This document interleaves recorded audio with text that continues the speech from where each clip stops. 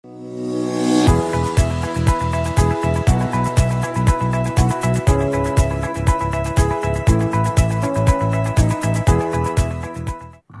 que me toca comentar hoy día es acerca del problema de la identificación de los predios y cómo... A ver, ¿cómo funciona esto? ¿Cómo es que lidiamos con este tema de la identificación correcta de los predios, ¿no?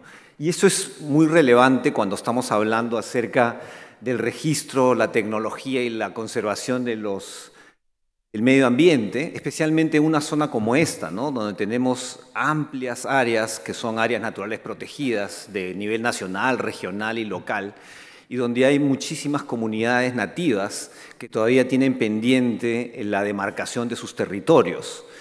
Situación que trae como consecuencia una serie de conflictos e inequidades que vienen sufriendo las comunidades nativas desde hace cientos de años, pero conflictos muy agudos, sobre todo recientemente, en materia, digamos, de los conflictos llamados socioambientales, ¿no? En los cuales el Estado, siendo dueño de los recursos naturales, como lo establece la Constitución, otorga concesiones porque nadie que es dueño de la tierra es dueño de los recursos naturales, ¿no? Y esta visión, digamos, que encarna nuestra Constitución acerca de la disposición de los recursos naturales por el Estado, de alguna manera choca con la concepción de territorio que tienen las comunidades, para las cuales la tierra no es solamente la tierra, sino viene acompañada de la naturaleza. Y no solamente es un bien que es transable en el mercado, sino es una manera de identificación con su entorno natural, es una fuente de identificación cultural, es una forma de vida, ¿no? Entonces, estas cosas que hacen tan maravilloso nuestro país, y es que tenemos una riqueza cultural y una diversidad de miradas del mundo, también tiene sus zonas de fricción y esta es una de ellas. Entonces, mi tema tiene que ver con la materia de esta conferencia justamente por eso, ¿no? Porque la demarcación de los bienes, de los predios y de los territorios es un tema todavía no resuelto por los registros públicos en el país. Y esto se expresa en lo que todos ustedes saben acerca de las duplicidades registrales y de las superposiciones de derechos, ¿no? Que cuestionan de manera frontal los principios básicos que inspiran un sistema registral. No tengo que repetirles eso porque ustedes lo saben muy bien. Este problema de identificación de los predios se puede dar entre, y he puesto aquí 4 categorías, pero estas 4 categorías en realidad son muchos más, ¿no? Porque la comunidad campesina es una cosa y la comunidad nativa es una cosa muy diferente. Las áreas de protección no es un solo tipo, pueden ser áreas naturales protegidas, pueden ser áreas de conservación regional, pueden ser incluso áreas privadas que son otorgadas con determinadas restricciones asumidas por el propietario. Y las concesiones pueden ser mineras, forestales, hidrocarburíferas, de diferentes tipos. Entonces puede resultar que un predio individual, digamos, tenga un problema con otro predio individual de superposiciones o de dificultades de demarcación que enfrentan a un propietario privado frente al otro. Y aquí entramos al conjunto cartesiano. ¿Cómo es? Yo me acuerdo que en el colegio había el tema esto de 2 conjuntos y estas flechas que se empezaban a cruzar, ¿no es cierto? Que puede ser un predio individual con una comunidad campesina o nativa, un predio individual con un área de protección, un predio individual con una concesión minera, y así se repiten las rayas hasta el infinito, ¿no es cierto? Entonces, es un tema bastante serio el que nos ocupa. Ahora, habría que comenzar por lo básico para ir a paso seguro. En primer lugar, ¿qué cosa es lo que publicita un registro? Un registro jurídico publicita un objeto del derecho, el bien, el predio, ¿no es cierto? Los sujetos del derecho, ¿no? ¿Quién es el titular de ese derecho que está siendo reconocido y publicitado?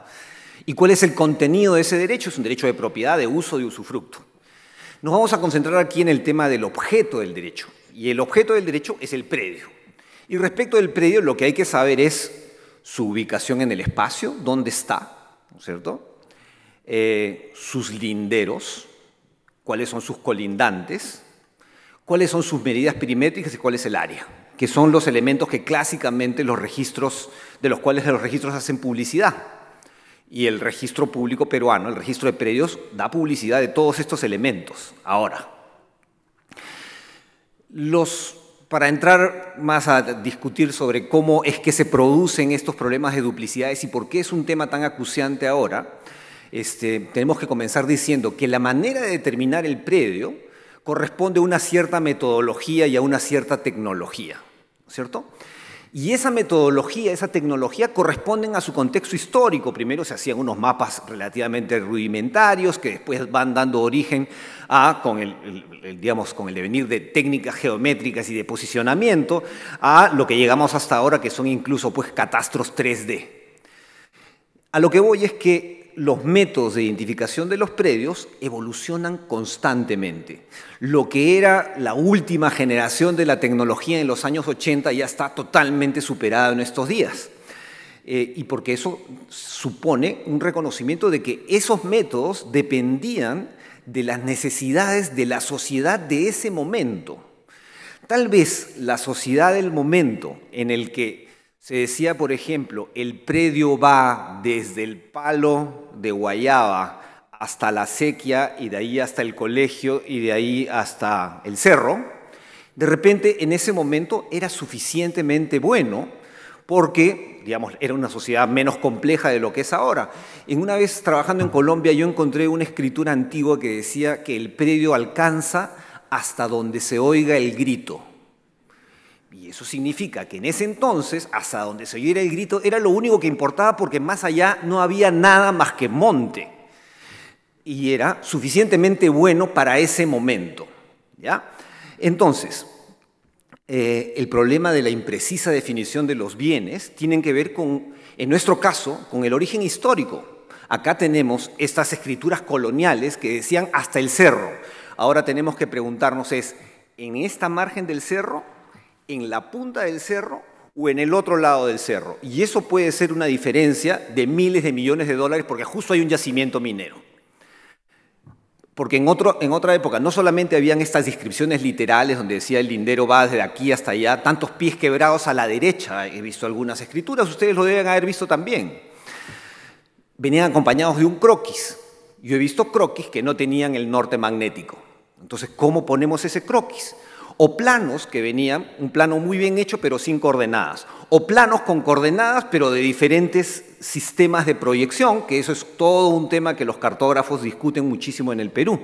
Y las consecuencias es que, digamos, lo que está publicitando el registro, cuando nuestro registro dice área 120 metros cuadrados, y yo creo que son 120 metros cuadrados, pero cuando viene mi colindante y dice voy a hacer una rectificación de áreas y medidas y hace la planimetría y resulta que yo no tengo 120 sino 100.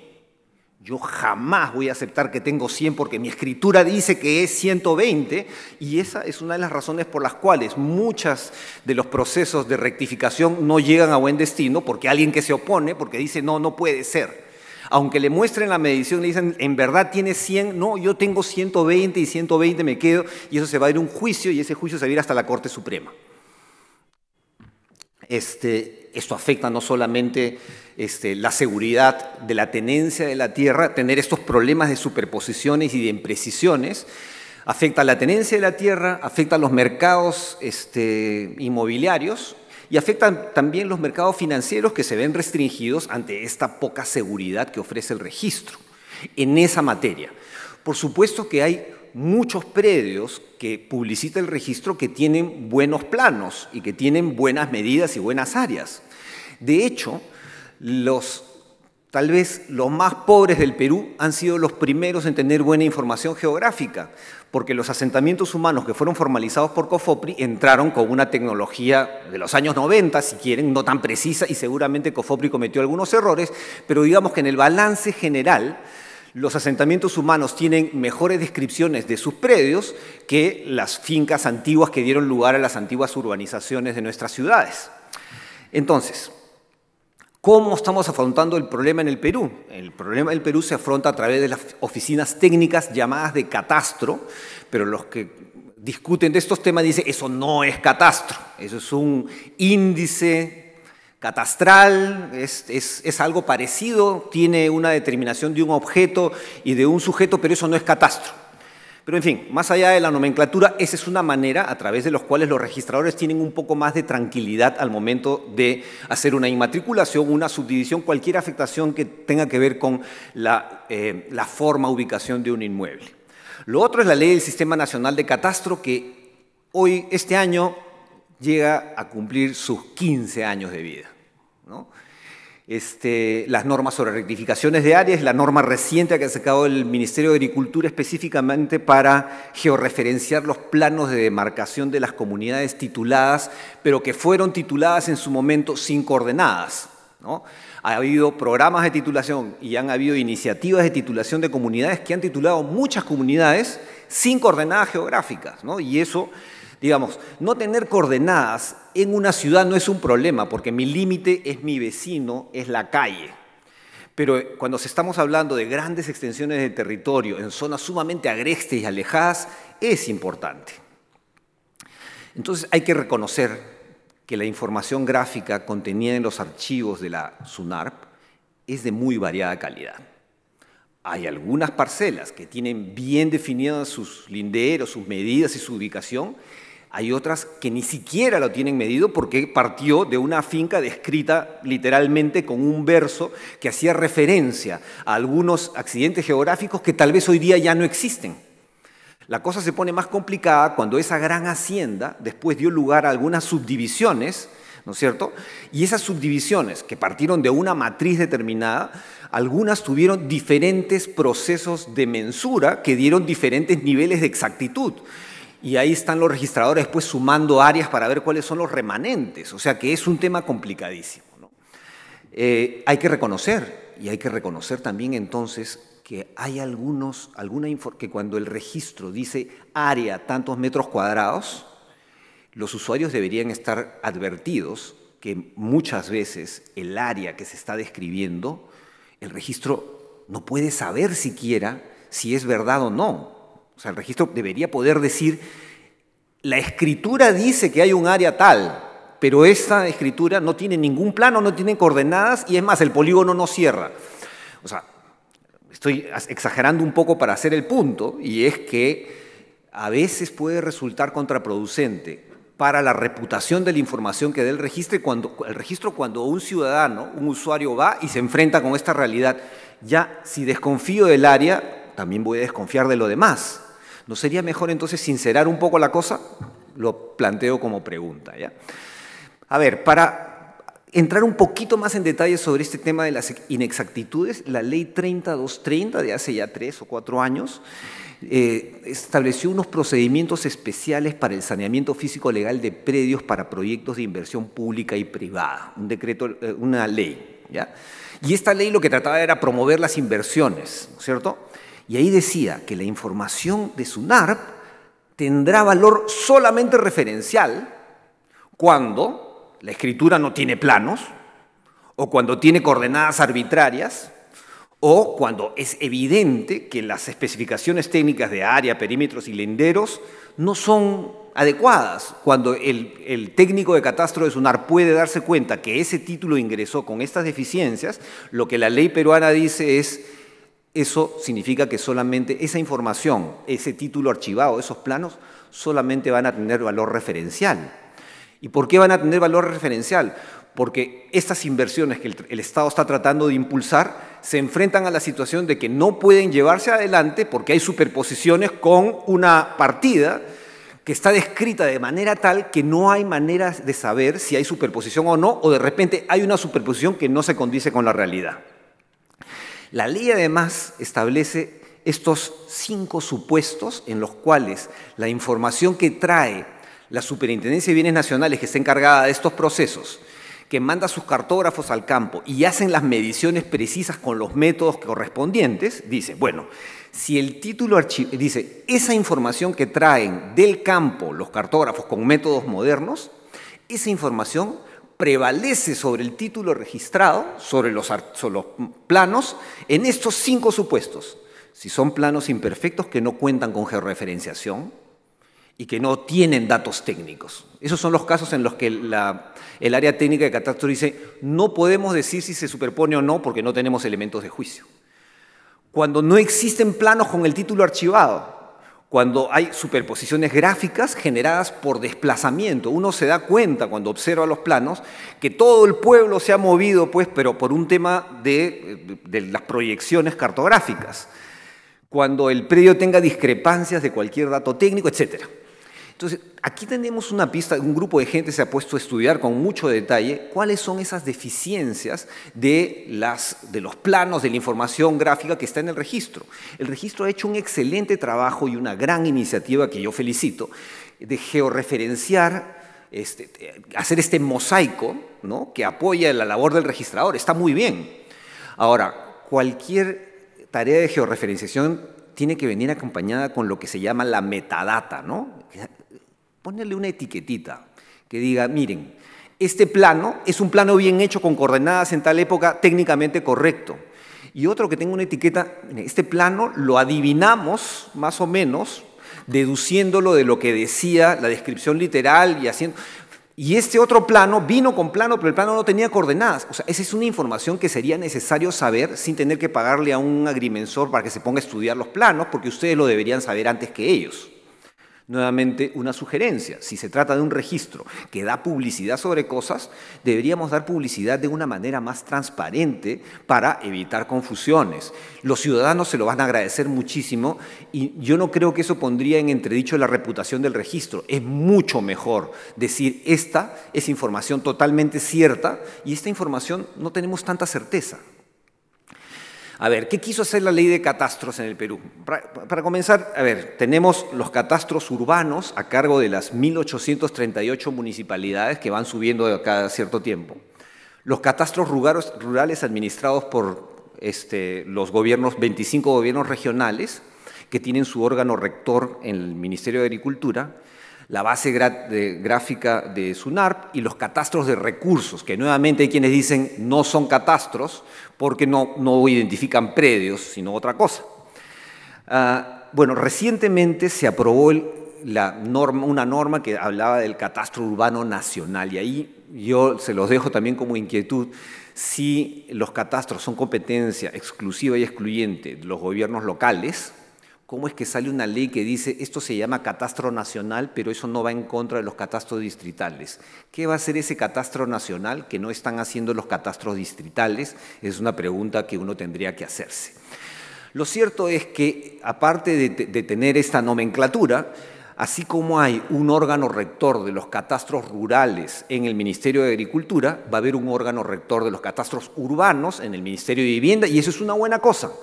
Porque ustedes verán la distancia entre las 1838 municipalidades y el Sistema Nacional de Catastro, hay mucha distancia entre uno y el otro. Es necesario tener un órgano rector que no solamente los discipline dando normas técnicas, sino que los empuje para que logren sus objetivos.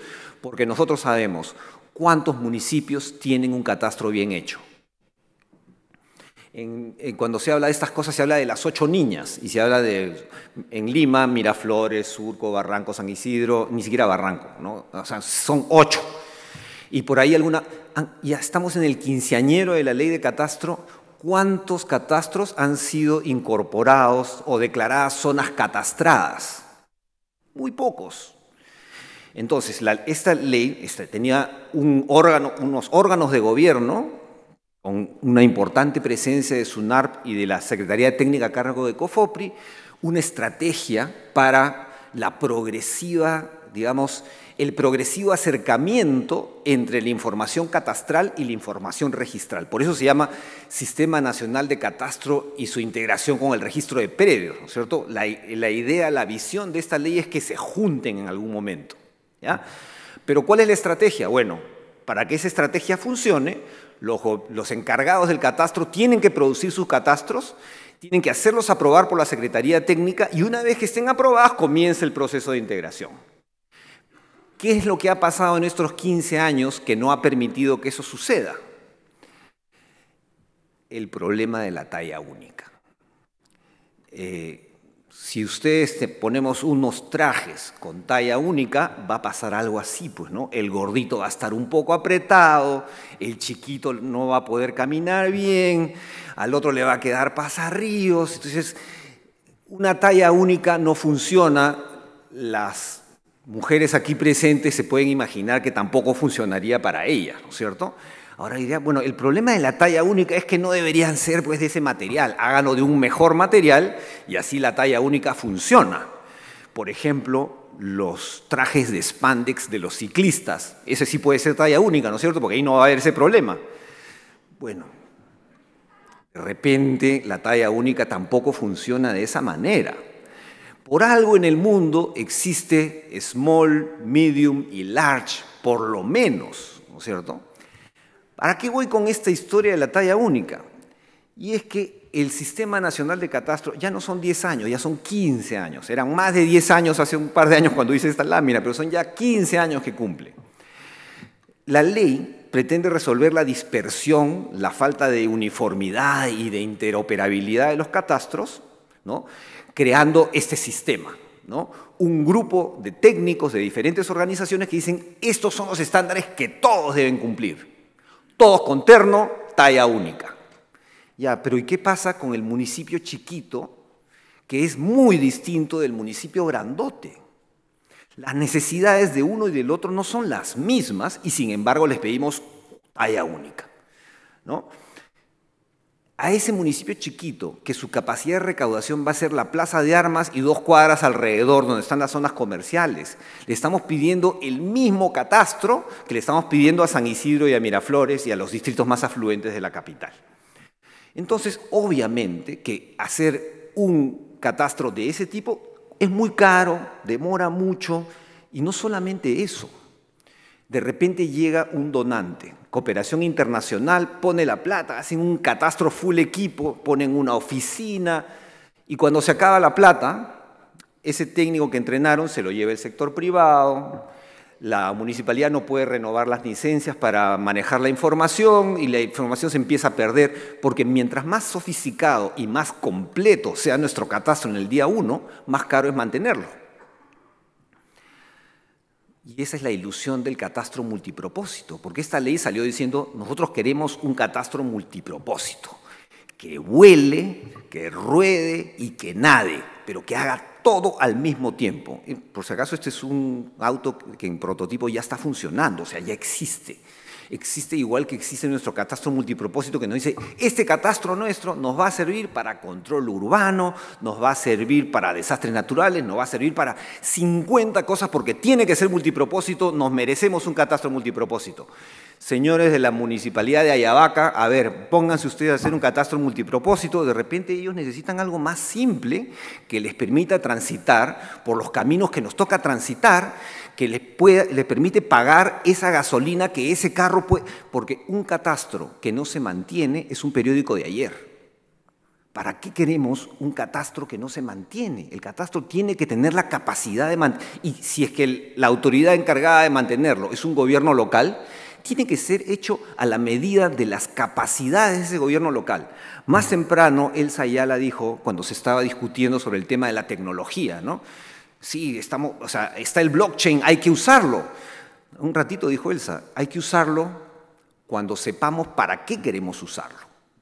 La tecnología está ahí y claro, lo que pasa en el Perú y en todos los países del mundo es que vienen los expertos de estudiar en Europa, en el Instituto Tecnológico pues, de Holanda, o vienen de Estados Unidos, de Europa, y dicen, yo traigo el catastro que necesita mi país, es esto lo que necesitamos. Y es eso, y sería muy bueno tenerlo, pero ¿quién va a pagar la gasolina? ¿Quién va a pagar a los técnicos? Y cuando estoy diciendo eso es que para hacer un catastro multipropósito, si le ponemos los 180 campos que tiene nuestro formulario actual, y nosotros necesitamos hacer un catastro que se multiplica por millones de predios, cada dato es 1 millón de datos. Es 1 millón de datos que cuesta recolectarlos y que cuesta mantenerlos. La otra ilusión es la ilusión de las exactitudes posicionales. Yo he visto instrumentos de precisión submétrica para zonas rurales. Y cuando yo estaba en el campo con algunos campesinos recorriendo los linderos, ¿no? Decían, ¿dónde es su lindero? Mi lindero es acá, y ponían la antena aquí. Nos agarraban la noche y teníamos que volver al día siguiente, retomábamos del último punto y yo había marcado, y decía, mi lindero es aquí. O sea, el mismo campesino estaba poniendo su lindero 1 metro más allá, o sea que la exactitud submétrica no era tan importante. Y mi amigo Diego Herba, cada vez que hablamos de estos temas, dice, bueno, ustedes están en zona sísmica, cada vez que hay un temblor la Tierra se mueve y al año la Tierra se está moviendo 10 centímetros. Y le estamos pidiendo a los levantamientos catastrales precisión submétrica. No solamente submétrica, sino centimétrica en zonas urbanas. Entonces, hay que repensar, porque nuestro sistema de catastro tiene precisiones cartográficas y tiene una serie de atributos que quieren hacerlo multipropósito para todos los fines posibles, pero ¿quién lo va a mantener? El catastro tiene que ser un motor, el motor de un sistema de administración de tierras, la interoperabilidad es necesaria y es importante tener en cuenta que la información sobre tenencias, sobre recursos naturales, sobre el uso, sobre el desarrollo tiene que estar integrada y la tecnología hoy lo permite. ¿Cuál es el problema hoy día? Yo estuve conversando con unos colegas aquí en Pucallpa, he venido varias veces aquí porque he estado trabajando con GIZ en unos proyectos con comunidades nativas. Y los problemas que existen para eso es que dentro del mismo gobierno regional está un área destinada a titulación de comunidades y está un área destinada a concesiones forestales. Y las dos tienen una visión totalmente distinta. Para el de las comunidades hay que proteger el territorio de las comunidades y para el de las concesiones hay que poner en valor esa tierra y como no está demarcado adecuadamente, otorgamos la concesión sin verificar si hay un derecho todavía legítimo por parte de las comunidades y eso empieza a crear los conflictos. Mi punto es el siguiente, si dentro de un gobierno regional se producen esas discrepancias, multipliquémoslos por todas las entidades que tienen que ver con el territorio. Y es que la integración de la información no es una cuestión técnica. Por supuesto que tiene elementos técnicos, pero hay cuestiones sociales, culturales, hay la necesidad de desarrollar capacidades a nivel local, hay cuestiones legales acerca de quién es propietario de la data, yo no la comparto, ¿no? Y el marco legal debería permitir eso. El tema de privacidad, qué van a hacer con mis datos, el licenciamiento de la información, los modelos de colaboración que se requerirían entre las instituciones, las políticas públicas. Muy bien. Entonces, esta integración no puede ser mirada solamente desde el punto de vista tecnológico. El problema es que no existe un sistema nacional que discipline el funcionamiento de los catastros. Voy a hablar de los urbanos en este momento, porque ahorita estoy trabajando justo en un programa de catastro nacional urbano, un proyecto del Banco Mundial que va a comenzar dentro de muy poco tiempo si las cosas salen bien. ¿Qué pasa? Y esto, pero también es extrapolable a los gobiernos regionales, con sus diferencias, ¿no? No existe un sistema nacional en funcionamiento. O sea, un sistema nacional en el sentido de que un órgano rector que tenga su infraestructura establecida, que establezca las normas, que le dé seguimiento y monitoreo, que cree las capacidades en los operadores del catastro para que puedan administrar esa información. Y los municipios mismos ni siquiera recaudan impuestos porque no tienen la capacidad de recaudación de impuestos. No utilizan información catastral. Las que tienen oficina de catastro, está la oficina de catastro acá, y la gerencia de rentas no se conversan con ellos. Y está la oficina de catastro acá y la gerencia de obras, la que aprueba la licencia de edificación, le manda un oficio para que le responda mediante oficio si es que se puede otorgar esa licencia. O sea, el sistema está claramente desconectado. Es como si hubieran diferentes fuentes de un fluido, pero las cañerías están tapadas. Antes de empezar a hacer levantamientos catastrales o a empezar a pensar en la solución para resolver el problema de la integración catastro-registro, tenemos que pensar en darle las capacidades a esos gobiernos locales. Y la propuesta que se está llevando, a ver si es que la acepta los tomadores de decisiones, es que haya small, medium y large, un catastro mínimo que tenga los mínimos elementos como para que se pueda recaudar impuestos y utilizar para ordenamiento territorial, y que esa inversión sea no solamente para que tengan el catastro, sino para que lo conecten con su base de contribuyentes y para que empiecen a cobrar hoy, de inmediato, apenas el catastro está hecho, empiecen a cobrar impuestos, porque solamente el uso de la información le da mantenimiento y que desde el día 1 esté conectado con el área que se encarga de hacer ordenamiento territorial para que se use la información catastral y que la información vaya de ida y vuelta. Entonces, se trataría de hacer modelos diferenciados de catastro, pero que vengan acompañadas con estrategias de implementación. No se les puede dejar solos a ellos, ya gobiernos locales, ese es el catastro que queremos, arréglenselas ustedes. Y es por eso que aquí no se ve nada, pero lo que les voy a contar de qué se trata. Lo que se trata de este proyecto es que exista la creación de una plataforma informática común a todos los operadores de catastro, así como existe ahora un software que para hacer las compras, hasta para comprar papel se entra a un software, ¿no es cierto? Y en ese software uno ingresa lo que va a comprar y eso va de frente al Ministerio de Economía, ¿no es cierto? Bueno, igual puede hacerse con una plataforma que esté conectada desde el gobierno local hasta el gobierno nacional y el Ministerio de Vivienda, hasta el órgano rector, de manera tal que no vuelva a suceder eso de que acaba el mandato del alcalde, el alcalde se lleva su computadora y se llevó el catastro. No solamente permite eso, sino que además con la tecnología disponible hoy día va a haber trazabilidad de cualquier cosa que suceda. Entonces, se trata de crear la plataforma informática, hacer los levantamientos catastrales, pero mientras se hacen los levantamientos catastrales, capacitar a ese gobierno local para que pueda administrar esa información y para que pueda conectarla con esos usos que le van a dar vida al catastro.